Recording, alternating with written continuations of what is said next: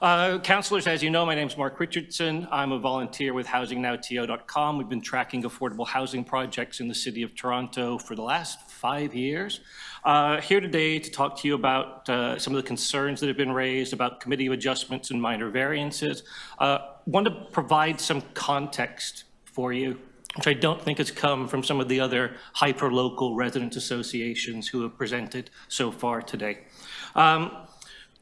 Putting it into the big context, you've all just recently passed a housing target to follow the Housing Action Plan to create 285,000 new approvals by the end of 2030.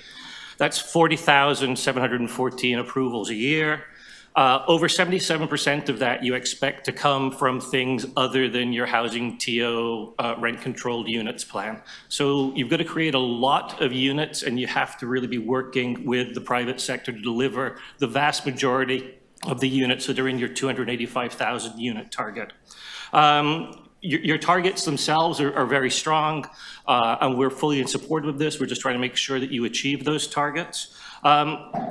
The question that came from the Annex Residents Association was what defines a minor variance in 2024? And in the context of your targets, things that didn't used to be minor are pretty freaking minor now. So an adjustment is a small alteration of movement made to achieve a desired fit, appearance, or result. Your desired result is creating more housing units. So the things that create more housing units, particularly affordable units, particularly rental units, if they are minor adjustments. And it is lesser importance and seriousness and significance.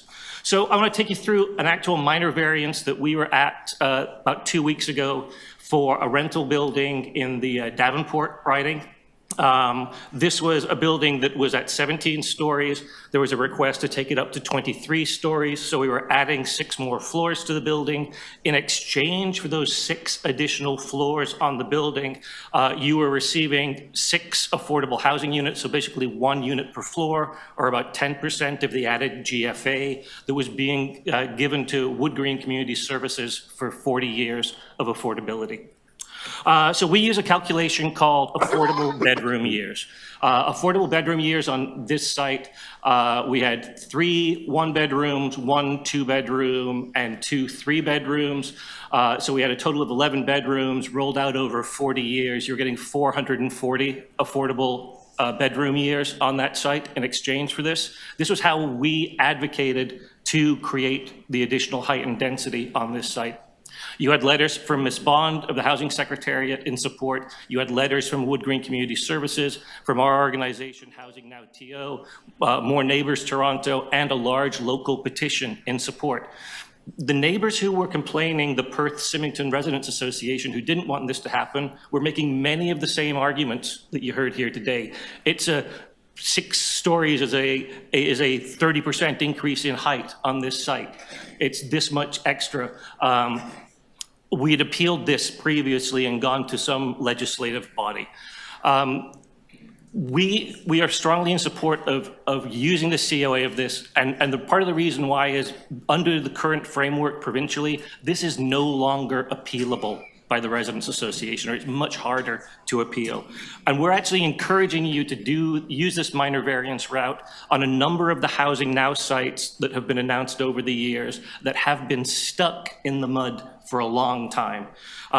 So, you know, a lot of those sites, if you look at that chart, when they originally announced, they were discussing construction start dates in 2020 and in 2021. It's 2024 and only 1 site has broken ground so far. Councillor Matlow is more than aware of his Merton site where you had to add 11 stories to that building in order to make the math work on it. Councillor Candeval, you have a number of sites that have been stuck for a long time at Warden Station and at Vic Park Station. We are going to encourage the city to use a minor variance to increase the heights and densities on those sites as needed to get them unstuck.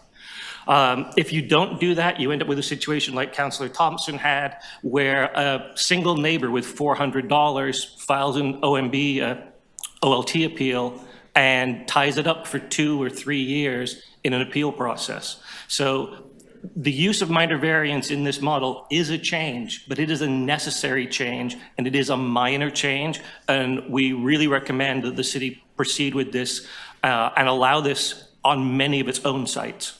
And that's my time. Thank you. Thank you. Are there any questions?